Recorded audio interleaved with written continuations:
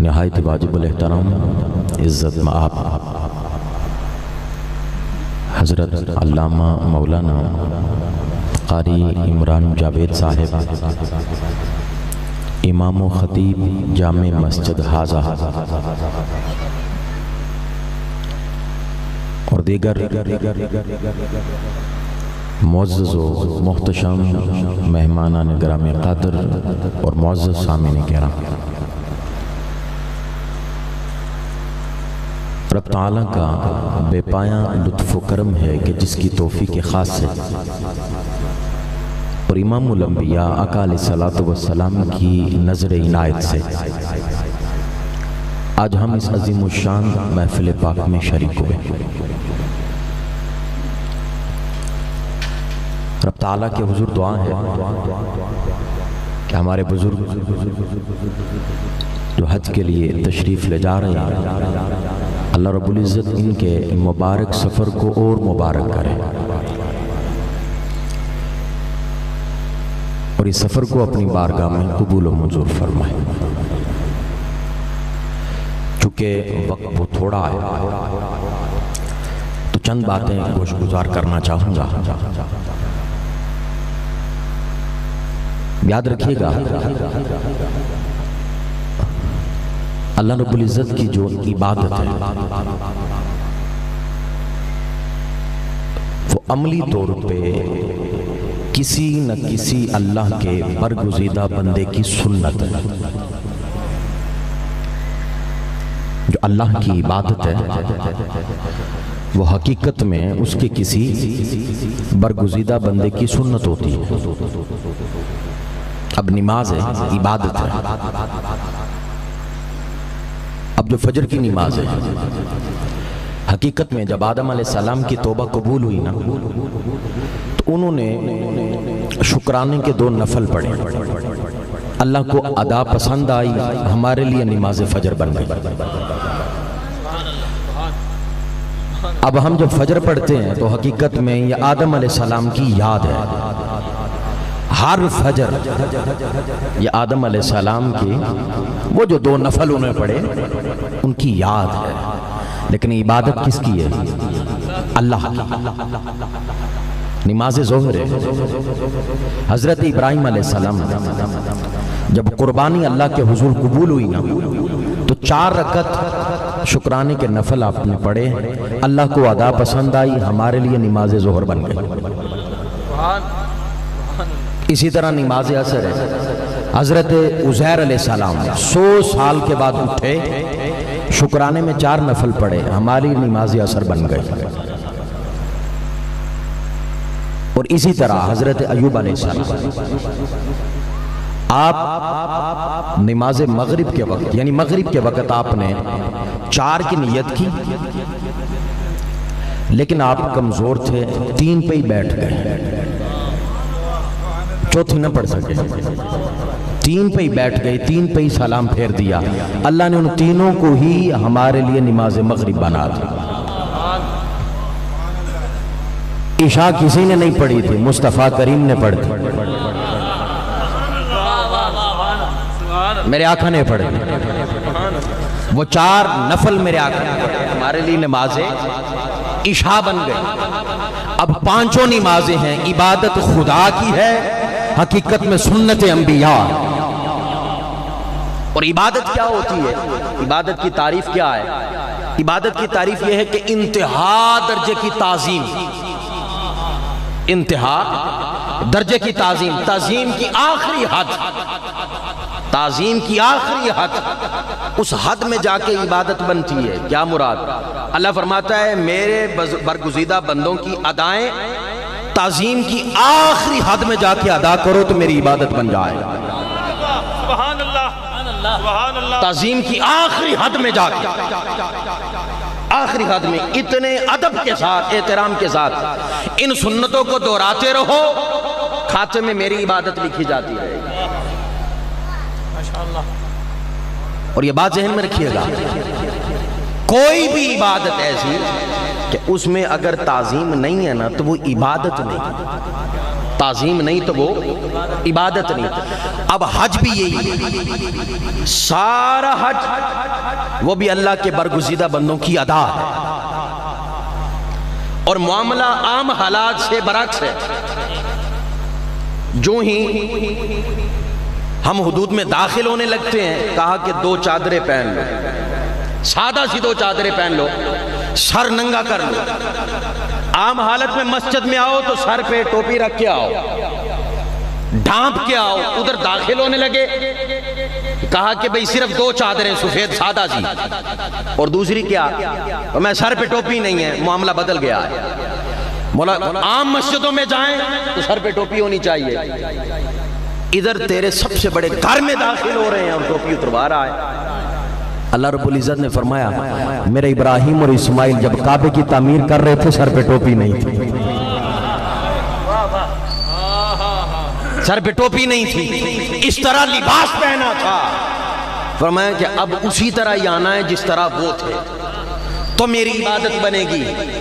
اور اگر اپنے لباس میں آیا، سر کو ڈھانپ کے آیا، تو میری عبادت ہی نہیں بنے گی، میری عبادت ہی نہیں۔ اور اسی طرح جب حضرت ابراہیم علیہ السلام حضرت اسماعیل علیہ السلام کو ساتھ لے کے چلے کہ میں نے خواب میں دیکھا ہے کہ آپ کی قربانی کر رہا ہوں، آپ کو ذبح کر رہا ہوں۔ اب جب لے کے چلے نا تو شیطان نے روک لیا اور اسماعیل علیہ السلام کو کہا کہ بھئی تمہیں پتہ نہیں کہ یہ کہاں لے کے جا رہے ہیں؟ ذبح کرنے لے کے جا رہے ہیں۔ اب حضرت اسماعیل علیہ السلام اور حضرت ابراہیم علیہ السلام نے زمین سے کنکر اٹھائی، اسے مارے۔ اب یہ ان کی ادا اللہ کو اتنی پسند آئی، اب جو بھی حاجی جاتا ہے، اب سامنے شیطان ہے نہیں، سامنے شیطان ہے نہیں۔ اللہ فرماتا تصور کر یہ شیطان ہے، اور تصور کر کے ابراہیم نے ماری تھی، تو بھی مار رہا ہے، اب ادھر شیطان نہیں ہے، باوجود اس کے اللہ کہہ رہا ہے میرے ابراہیم کی سنت ادا کر تو حج بنے گا۔ اب اسی طرح قربانی ہے، یہ بھی حضرت ابراہیم علیہ السلام نے جب قربانی کی قبول ہو گئی، فرمایا قیامت تک کے لیے اب مینا میں اس میدان میں قربانی کرتے رہو، ابراہیم کی ادا کو دہراتے رہو۔ یہ حج ہے۔ اور میدان عرفات میں صرف حاضری سے فرض ادا ہو جاتا، صرف حاضری سے جاؤ، میدان عرفات میں ٹھہرو، حاضر ہو جاؤ، حاضری ہو گئی، فرض ادا ہو گیا۔ تسبیحات کرنا، ذکر کرنا سارے مستحبات ہے، فرض کوئی نہیں ہے، صرف جا کے حاضر ہو جانا۔ مولا صرف حاضر ہو گئے، کہاں بس؟ مولا کیوں؟ کہا جب میں نے آدم کو اتارا تھا نا تو اتارا ہند میں تھا، اب وہ سری لنکا ہے۔ اب جب ملاقات ہوئی تھی حوا کی اور آدم علیہ السلام کی تو یہ ہوئی تھی میدان عرفات میں، یہاں ایک دوسرے کو پہچانا تھا، معرفت ہوئی تھی، ٹھہرے تھے، بس ان کی سنت ہے تم بھی یہاں کھڑے ہو جاؤ، تمہارا حج ہو جائے، بس کھڑے ہو جانا، حاضر ہو جانا، یہ حج ہے۔ اگر عقل سے پوچھے نا تو عقل جواب نہیں دے سکتی کہ یہ کیا ہو رہا، بس اتنا خرچہ کر کے ادھر کھڑے ہونے آئے تھے، اتنے پیسے لگا کے بس ادھر پتھر مارنے آئے تھے،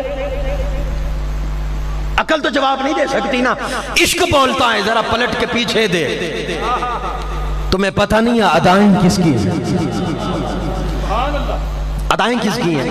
اب میدان عرفات، یہاں پہ ایک اور بھی بات، آج کل بڑا سوشل میڈیا کا استعمال ہوتا ہے اور ختم نبوت پہ بہت ساری باتیں ہو رہی ہیں، اور عجیب بات ہے کہ ہمارے جو نوجوان طبقہ ہے، ایک تو علم ہوتا نہیں ہے اور پھر دوسری کوشش نہیں کرتی سیکھنے کے لیے، اور خاص اس موضوع پہ نہ تو کوئی کاوش کرتا ہے اور نہ کسی کو اس میں فکر ہوتی ہے، نہ ماں باپ کو فکر ہوتی ہے۔ بیٹا کالج جاتا ہے، یونیورسٹی جاتا ہے، آپ نے بھیجا تھا علم لینے کے لیے کہ بیٹا عالم بن کے آئے، وہ ایمان بھی وہیں چھوڑ کے آ جاتا ہے۔ اب آدم علیہ السلام کو جب اتارا گیا نا تو امام ابو نعیم نقل کرتے ہیں، وہ کہتے ہیں جب ہند میں اتارا گیا آدم علیہ السلام کو گھبراہٹ محسوس ہوئی۔ اب آدم علیہ السلام جب وحشت محسوس کرنے لگے نا، جنت سے آئے تھے، اللہ رب العزت نے جبریل کو کہا جبریل جلدی جا، میرا آدم گھبرا رہا۔ جلدی جا میرا آدم، گھبرا رہا ہے، کوئی اور انسان تو یہاں تھا نہیں۔ اب جبریل علیہ السلام آئے، آپ نے فوری طور پہ آذان پڑھی۔ جب آذان پڑھی نا تو آذان میں آئے نا تو فرمایا اشہد ان محمد الرسول اللہ، اشہد ان محمد الرسول اللہ۔ فرمایا اس کائنات اور اس زمین پہ سب سے پہلے نام محمد لیا گیا ہے صلی اللہ علیہ وسلم۔ آدم علیہ السلام نے سنا اشہد ان محمد الرسول اللہ، آدم کی بات نہیں ہوئی، سن میں رہا ہوں، کوئی اور نظر نہیں آ رہا، نام لیا جا رہا ہے محمد الرسول اللہ۔ آپ نے جبریل علیہ السلام جب آذان مکمل کی نے کہا جبریل میری بات سن، من محمد؟ جبریل بات تو بتائی محمد ہے کون صلی اللہ علیہ وسلم، یہ کون ہے؟ جبریل علیہ السلام نے عرض کی آدم علیہ السلام کی بارگاہ میں، آپ کو پتہ ہے یہ کون ہے؟ کہا جی مجھے علم نہیں، آپ بتائیے گا۔ کہا یہ آپ کی اولاد میں آخری نبی، آپ کی اولاد میں آخری نبی ہیں۔ اب جو سب سے پہلے اس کائنات اور اس زمین پہ جو اعلان ہوا وہ تاجدار کائنات کی ختم نبوت، ختم نبوت کا ہوا ہے، سب سے پہلا اعلان، اور اعلان یہ تھا کہ حضور آخری نبی ہے۔ آج نہ جانے عجیب جھگڑوں میں پڑ گئے، کسی کو 40 سال کے بعد نظر آ رہے ہیں، کسی کو پہلے نظر آ رہے ہیں۔ حقیقت یہ اس زمین میں سب سے پہلا اعلان حضور کی ختم نبوت کا ہوا ہے۔ اور بس اتنا نہیں، آدم علیہ السلام کی توبہ قبول ہوئی، اور کیسے ہوئی؟ عرض کی مولا محمد صلی اللہ علیہ وسلم کے صدقے بخش دے۔ اللہ رب العزت نے کہا جی بخش دیا، لیکن ایک بات بتا، تجھے پتا کس نے دیا محمد کا صلی اللہ علیہ وسلم؟ پتا کس نے دیا؟ کہا مولا لما خلقتنی، جب مجھے تو نے بنایا نا تو میں نے عرش کی طرف یوں نظر اٹھا کے دیکھا تو وہاں لکھا ہوا تھا لا الہ الا اللہ محمد الرسول اللہ۔ میں سمجھ گیا، اسی دن نہیں سمجھ گیا۔ اب فأوحى اللہ تعالی، اب اللہ نے وحی کی۔ اب یہ بات بڑی غور طلب ہے، یہاں تک تو حدیث آپ نے سنی، اللہ نے وحی کی، اب یہ پہلی وحی ہے، اس سے پہلے وحی کوئی نہیں، یہ پہلی وحی ہے۔ اور جو وحی کی دنیا ہے نا، اس دنیا کی پہلی وحی آدم علیہ السلام کی طرف جو نازل کی کر کے اللہ رب العزت نے کہا آدم تو نے سچ کہا، تمہیں پتہ یہ کون ہے؟ یہ تیری اولاد میں یہ آخری نبی ہے۔ اب جو پہلی وحی تھی اس وحی میں ہی حضور کی ختم نبوت کا بھی اعلان، پہلی وحی میں حضور کی ختم نبوت کا اعلان ہو گیا تھا کہ حضور آخری نبی ہیں۔ اور میرے آقا نے پتہ کیا فرمایا صحابہ کو؟ میرے آقا علیہ السلام فرماتے ہیں انی عند اللہ مکتوب لخاتم النبیین، فرمایا کہ میں اللہ کے ہاں خاتم النبیین لکھ دیا گیا تھا۔ حضور کب؟ فرمایا وَإِنَّ آدَمَ لَمُنْجَادِلٌ فِي طِينِهِ، آدم ابھی پانی اور مٹی سے خمیر بھی تیار نہیں ہوا تھا، میں مصطفیٰ اس وقت بھی خاتم النبیین۔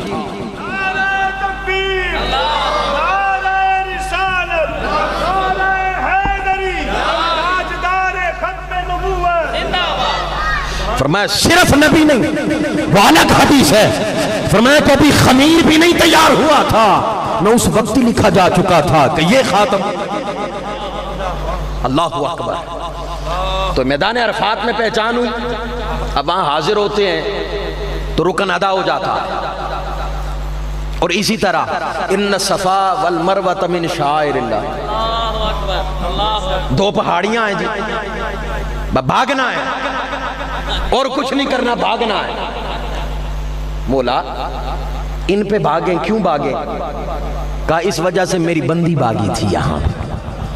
یہ حج ہے، یہ کیا ہے؟ حج ہو رہا ہے، بس ادھر سے ادھر بھاگنا، ادھر سے ادھر بھاگنا، لاکھوں خرچ کر کے جاتے ہو، مولا تو دوڑا رہا۔ کیا یہ پاکستان میں نہیں ہو سکتا تھا؟ یہ کشمیر میں پہاڑ نہیں ہے؟ بھائی اتنے کہہ دیتا کسی دو پہاڑوں پہ بھاگ لو حج ہو جائے گا، یہ خاص دو کیوں؟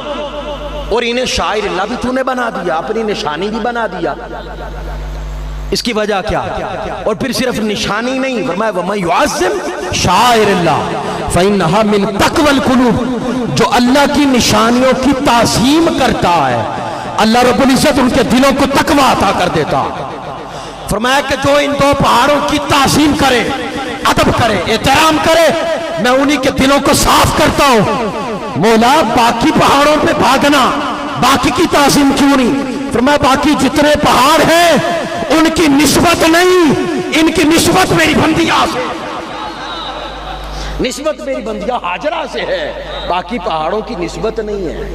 ارے دو پہاڑوں کی نسبت اللہ کی برگزیدہ بندیاں سے ہو جائے، اس کی تعظیم اللہ کی عبادت بن جائے، اور اگر کسی ولی کی نسبت اللہ سے ہو جائے تو اس کی تعظیم، اس کی تعظیم عبادت نہیں بنتی. دو پہاڑ ان کا ادب، ان کا احترام. اور صرف اتنا نہیں، فرمایا وَالْبُدْنَ جَعَلْنَاهَا لَكُمْ مِنْ شَعَائِرِ اللَّهِ. فرمایا جو قربانی کا جانور ہے نا، یہ بھی اللہ کی نشانی ہے، یہ بھی شعائر اللہ ہے. مولا پھر کہا وَمَنْ يُعَظِّمْ شَعَائِرِ اللَّهِ، سبق ایک ہی دیا ہے کیا؟ فرمایا میری نشانیوں کی تعظیم دلوں کا تقویٰ ہے. مولا جانور ہے، اب دو جانور لے آئیں، ایک بیٹے کے ولیمے کے لیے اور ایک قربانی کے لیے. دونوں کی قیمت ایک، وزن ایک وقت میں لے کے آئے. ایک کی تعظیم جو ہے وہ دلوں کا تقویٰ، اور ایک کی تعظیم دلوں کا تقویٰ نہیں ہے. مولا وجہ کیا ہے؟ کہا اس کی تو نے نیت کر لی ہے قربانی کی، اب نسبت مجھ سے ہو گئی. فرمایا اس کی تعظیم اب میری عبادت بن گئی، دلوں کا تقویٰ ہو گیا. ارے جانور اگر اس کی قربانی کی نیت کر لو تو اس کا ادب، اس کا احترام بھی دلوں کا تقویٰ ہے. اور جو بندہ اپنی ساری زندگی اللہ کے رستے میں قربان کر دے، اس کی تعظیم عبادت نہیں بنتی. ساری زندگی قربان کر دے، یہ حج ہے، بھاگنا. اور اسی طرح اسماعیل علیہ السلام ایڑی ماری، پانی نکل آیا، فرمایا یہ بھی پی لو، یہ بھی پی لو. اللہ اکبر. آپ کوئی بھی حج کا رکن اٹھاؤ، پیچھے کسی نہ کسی کی ادا ہے، کسی نہ کسی کی ادا ہے. اب مکہ میں بڑی اہم بات سمجھانے لگا ہوں. اب یہ سارا کچھ مکہ میں موجود تھا، لیکن موجود ہونے کے باوجود اللہ نے قسم نہیں کھائی، اللہ نے قسم نہیں کھائی. لیکن ایک وقت آیا اللہ نے کہا لا اقسم بہذا البلد وانت حل بہذا البلد ووالد وما ولد. فرمایا میں اس شہر مکہ کی قسم کھاتا ہوں. مولا اس سے پہلے نہیں کھائی تھی، صفا مروہ بھی تھا، تیرا گھر بھی تھا، آدم بھی آئے، انبیاء بھی آئے، قبریں بھی یہاں پہ بنی، میدان عرفات بھی تھا، مزدلفہ بھی تھا، قربانیاں بھی ہوتی رہی، کنکر بھی مارتے رہے، لیکن قسم نہیں کھائی. آج قسم کیوں کھا رہا ہے؟ اللہ فرماتا ہے تھوڑا آگے بڑھ، ذرا دیکھ میں قسم کیوں کھاتا ہوں. وَأَنْتَ حِلٌّ بِهَٰذَا الْبَلَدِ، اس گھر میں میرا مصطفیٰ رہتا ہے، میں اس لیے قسم کھاتا ہوں. نعرہ تکبیر، نعرہ رسالت، نعرہ رسالت، نعرہ حیدری، علماء حق اہل سنت. فرمایا ہر ادا اپنی جگہ، ہر ادا کو میں نے رکن تو بنایا، قسم نہیں کھائی، قسم نہیں کھائی. کیونکہ رب جس کی قسم کھائے وہ اتنا عظیم بھی تو ہو جس کی رب قسم کھائے. ارے تم رب کی قسمیں کھاتے ہو، تمہاری بات پختہ ہو جاتی ہے. تو میں قسم کھاؤں تو وہ مرتبہ تو ہو نا. فرمایا جب تک جائے ولادت مصطفیٰ نہیں تھا ہم نے قسم ہی نہیں کھائی، ہم نے قسم ہی نہیں کھائی. اور مفسرین کہتے ہیں اس کا ایک اور بھی معنی ہے، وہ یہ فرمایا لا بمعنی نافیہ. اللہ فرماتا ایک تو ترجمہ ہو گیا میں قسم کھاتا ہوں کیونکہ حبیب تو رہتا ہے، مغالطے نہ رہیں کسی کو، حبیب تو رہتا ہے تو میں قسم کھاتا ہوں. اب ایک معنی یہ ہے کہ میں قسم نہیں کھاتا، میں قسم نہیں کھاتا. اب ترجمہ کیا بنے گا؟ امام سیوطی فرماتے ہیں ترجمہ یہ ہوگا، اللہ فرماتا ہے میں قسم نہیں کھاتا اس شہر مکہ کی، میں اس وجہ سے حبیب جب تو مکہ میں تھا میں قسمیں کھاتا تھا، جب چھوڑ کے مدینے چلا گیا ہم نے قسمیں کھانی چھوڑ. ہم نے قسمیں کھانی چھوڑ دی ہیں۔ اور تیسرا لا استفہامیہ، یہ بھی تفسیر آئی ہے، انہوں نے کہا اب اگر لا استفہامیہ ہو تو معنی کیا بنے گا؟ فرمایا اب معنی یہ بنے گا، اللہ فرماتا ہے حبیب میں کیوں نہ قسم کھاؤں اس کی، میں کیوں نہ اس کی قسم کھاؤں، حبیب تو رہتا ہے اور میں قسم ہی نہ کھاؤں۔ یہ کیسے ہو سکتا ہے؟ یہ کیسے ہو سکتا ہے؟ اور یاد رکھیے گا، مختصر کر رہا ہوں، وقت تھوڑا ہے، حج کے سارے رکن، سارے مناسک، یہ بات غور سے سننی ہے، حج کے سارے رکن مکہ میں، مدینے میں ایک بھی نہیں، مدینے میں ایک بھی نہیں۔ کوئی بندہ جائے، حج کرے، مناسک ادا کرے، ارکان ادا کرے، واپس آ جائے، مدینے نہ جائے، ظاہراً کوئی فتویٰ نہیں لگا سکتا، کیونکہ رکن ادا ہو گئے۔ عاشقوں کی بات نہیں کر رہا، ظاہر کی بات کر رہا ہوں۔ اب سارے رکن مکہ میں، مولا اپنے حبیب کی خاطر قسمیں کھاتا رہا مکہ کی، ایک رکن مدینے بھی رکھ دیتا، رکن سارے اپنے شہر میں رکھ لیے، مدینے میں ایک رکن نہیں رکھا، قسمیں مکہ کی بھی کھائی جا رہی ہیں حضور کی وجہ سے، بات سمجھ نہیں آتی۔ مولا کہتا ہے نادانوں، یہی سمجھانا چاہتا ہوں، کیونکہ یہ انسان لالچی بڑا ہے، یہ انسان لالچی بڑا ہے، سجدہ کرتا ہے لالچ ہے جنت ملے گی، جہنم سے ڈرتا ہے اس لیے سجدے کرتا ہے کہ لالچی ہے، بڑا لالچی ہے یہ۔ فرمایا کہ یہ مکہ میں آئے، حج کرے، سارے ارکان ادا کرے، اب لالچ ہے کہ اگر کوئی رہ گیا تو حج نہیں ہوگا، ضرور کرے گا، لالچ میں کرے گا، اتنا پیسہ لگا کے آیا، او بابا جنت نہیں ملے گی، لالچی ہے۔ تو میں مولا پھر مدینے میں کیوں نہیں رکھا؟ چلو مدینے بھی آ جاتے مجبوراً۔ اللہ رب العزت فرماتا ہے یاد رکھو لوگوں کہ میں اپنے در پہ لالچی برداشت کر سکتا ہوں، در مصطفیٰ پہ لالچی برداشت نہیں کر سکتا۔ لالچی مکے میں رہو، پیار والے مدینے میں آئے۔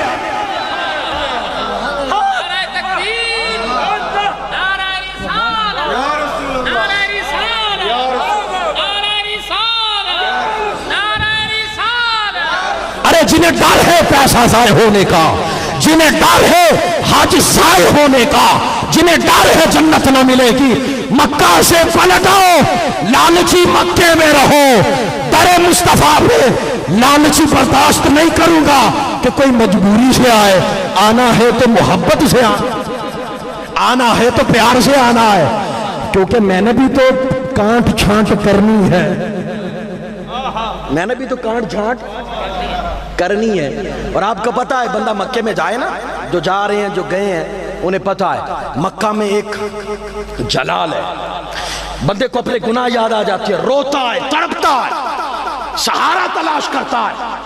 اب مکے میں سہارا نہیں ملتا، مولا سہارا چاہیے، رب کہتا ہے مکہ سے اٹھ چل مدینے، سہارا مدینے میں،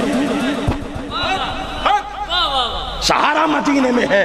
اور جو فقط مکہ سے پلٹ آئے وحشت آ جاتی ہے، وحشت آ جاتی ہے، ساری عمر بس اسی خوف میں گزرتی ہے، لیکن جو مدینے آ جاتا ہے اسے سہارا ہوتا ہے، کوئی ہے، کوئی ہے۔ اور حضور کی حدیث ہے جو کعبۃ اللہ کو دیکھے وہ جنتی، جو کعبۃ اللہ کو دیکھے وہ جنتی، مولا جنتی بنا دیا۔ اور اگر جنت دیکھنی ہو تو فرمایا وہ مکے میں نہیں، جنت مکے میں نہیں، وہ کدھر جائیں؟ کہا اٹھو مدینے میں جاؤ، ما بین بیتی و منبری روضۃ من ریاض الجنہ، جہاں حضور کثرت سے چلتے رہے، کہا وہی تو جنت ہے۔ فرمایا مکے میں آؤ جنت ملے گی، دیکھنی ہے تو مدینے جاؤ، دیکھنی ہے تو مدینے میں چلے جاؤ۔ اور پھر خود قرآن میں خدا فرماتا ہے، مختصر کر رہا ہوں بس بات ختم کر رہا ہوں، وَلَوْ أَنَّهُمْ إِذْ ظَلَمُوا أَنفُسَهُمْ جَاءُوكَ، فرمایا اٹھو جانوں پہ ظلم کر بیٹھو، مولا تیرے در پہ، کہا نہیں میرے در پہ نہیں، کہا دو طریقے ہیں جی گناہ بخشوانے کے، ایک کیا؟ فرمایا آ جا ڈائریکٹ میرے رستے پہ آ جا، میری بارگاہ میں آ جا۔ تو مولا کیا کروں؟ فرمایا فسبح بحمد ربک، میری حمد کر، میری تسبیح کر، واستغفر، استغفار کر، مولا معاف کر دے گا؟ کا گارنٹی کوئی نہیں۔ ڈائریکٹ خدا کے پاس گئے، تسبیح بھی کی، حمد بھی کی، استغفار بھی کیا، گارنٹی کوئی نہیں ملی۔ مولا رستہ بتا نہ گارنٹی بھی ملے۔ فرمایا اگر گارنٹی چاہتے ہو تو در مصطفیٰ پہ آؤ۔ فرمایا تیرے در پہ آئے تھے تو تسبیح بھی کی، حمد بھی کی، استغفار بھی کی، وہاں کیا کرے؟ فرمایا وہاں کچھ نہیں کہنا، کچھ نہیں کرنا، آؤ ادب سے حاضری دو۔ میرے مصطفیٰ نے ایک بار بھی کہہ دیا نا مولا چھوڑ دے، میں چھوڑ دوں، تسبیح بھی ہو جائے گی، حمد بھی ہو جائے گی، میں چھوڑ دوں گا۔ اور پھر یہ بھی بات بتا دی، کہا ہے میرے حبیب یہ بھی بات سن لیجئے گا، اگر کوئی بندہ گناہ کرے، میری نافرمانی کرے، آپ کہیں میں چھوڑ دوں گا، لیکن دوسری طرف یہ دیکھ لیجئے گا جو آپ کا گستاخ ہے نا، استغفر لہم او لا تستغفر لہم ان تستغفر لہم 70 مرہ، فرمایا اگر میری بارگاہ کا کوئی بے ادب ہے، نافرمان ہے، گناہ کر لیا، معصیت میں چلا گیا، حبیب آپ کہیں میں چھوڑوں گا۔